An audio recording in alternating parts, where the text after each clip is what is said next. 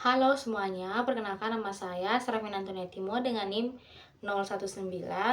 Pada kesempatan ini saya akan membahas konsep dasar granul, metode pembuatan granul konvensional, eksipien dalam granulasi, serta evaluasi mutu fisik granul sebelum proses kompresi. Baik, yang pertama kita masuk pada konsep dasar granul. Granul sendiri adalah sediaan padat yang terdiri atas agregat partikel serbuk yang berikatan membentuk massa yang lebih besar dan kompak dengan ukuran partikel umumnya berkisar antara 0,2 sampai 4 mm. Dalam bidang farmaseutika, granul digunakan sebagai produk antara dalam pembuatan tablet atau kapsul, serta sebagai sediaan akhir seperti granul efervescent dan granul instan. Secara fisik, granul memiliki sifat alir dan kompresibilitas yang lebih baik dibandingkan serbuk halus karena ukuran partikel yang lebih besar dan distribusi ukuran yang lebih seragam. Granulasi adalah proses pembentukan granul dari campuran serbuk untuk memperbaiki sifat fisik dan mekanik bahan sehingga lebih mudah diproses menjadi sediaan padat. Proses ini bertujuan meningkatkan homogenitas campuran, memperbaiki daya alir, serta meningkatkan kemampuan pemadatan. Nah, tujuan utama dari granulasi meliputi 3 hal. Yang pertama adalah memperbaiki sifat alir. Serbuk halus memiliki gaya kohesi tinggi akibat luas permukaan besar sehingga sulit mengalir. Dengan granulasi, ukuran partikel meningkat dan gaya kohesi berkurang. Kedua adalah untuk mencegah segregasi. Perbedaan ukuran dan densitas partikel dapat menyebabkan pemisahan komponen, sehingga granulasi menyatukan partikel agar distribusi zat aktif tetap homogen. Yang ketiga, meningkatkan kompresibilitas. Granul memiliki kemampuan deformasi dan ikatan antar partikel yang lebih baik, sehingga menghasilkan tablet dengan kekerasan dan kerapuhan yang sesuai. Kemudian kita masuk pada metode pembuatan granul konvensional. Nah, metode granulasi konvensional dibedakan menjadi dua, yaitu granulasi basah dan granulasi kering. Yang pertama adalah granulasi basah atau wet granulation. Granulasi basah adalah metode pembentukan granul dengan menggunakan cairan pengikat atau binder solution. Cairan ini ditambahkan ke campuran serbuk untuk membentuk massa basah yang kemudian diproses menjadi granul dan dikeringkan. Prinsip kerjanya adalah menyatukan partikel serbuk dengan bantuan cairan pengikat sehingga terbentuk massa granul yang stabil setelah dikeringkan. Mekanisme pembentukannya melibatkan terbentuknya liquid bridge antara partikel yang setelah pengeringan berubah menjadi solid bridge. Nah, tahapan umum dari metode granulasi basah umumnya meliputi yang pertama, pencampuran bahan obat dan bahan tambahan. Kemudian yang kedua adalah pembasahan dengan penambahan larutan pengikat hingga terbentuk massa kohesif. Kemudian yang ketiga, pengayakan basah untuk membentuk granul. Yang keempat adalah pengeringan granul pada suhu sekitar 40 sampai 60 derajat Celcius. Kemudian yang kelima adalah pengayakan kering untuk menyeragamkan ukuran granul. Cairan pengikat yang digunakan dapat berupa air, alkohol, atau larutan polimer seperti musilago amili, gelatin, atau PVP.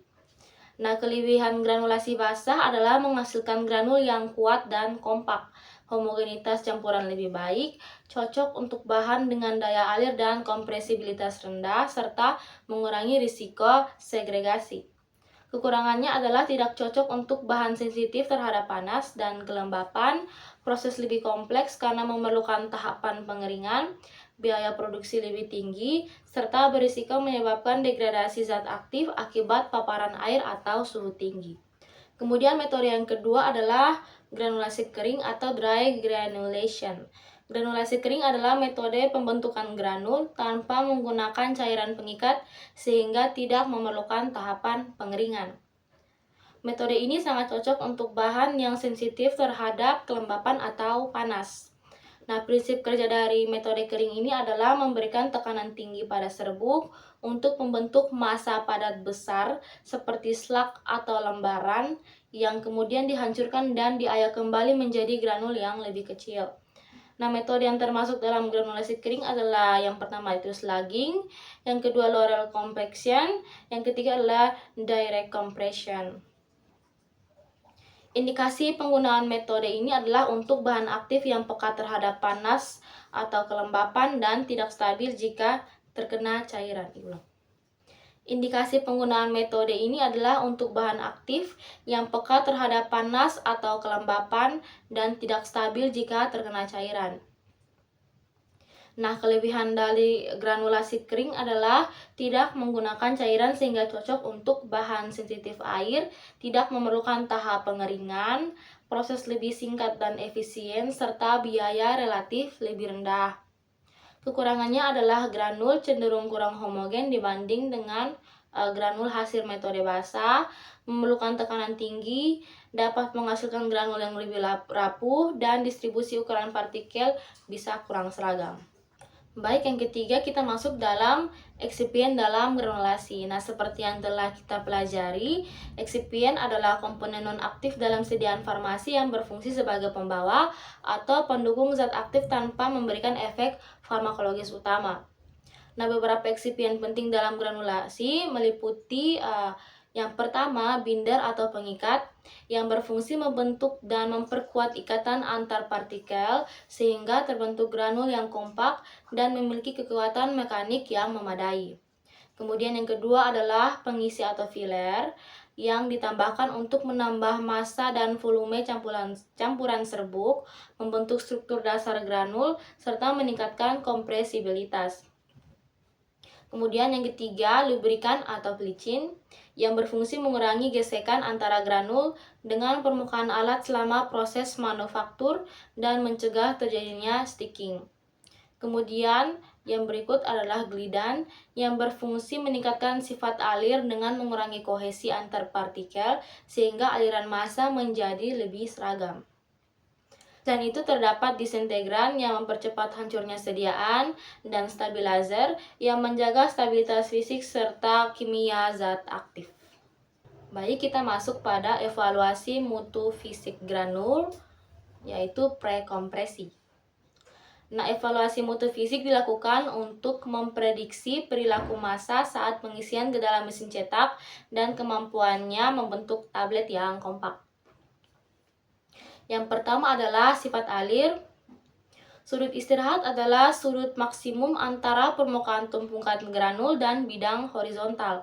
Granul dibiarkan mengalir bebas dari corong hingga membentuk kerucut, kemudian dihitung dengan rumus sebagai berikut.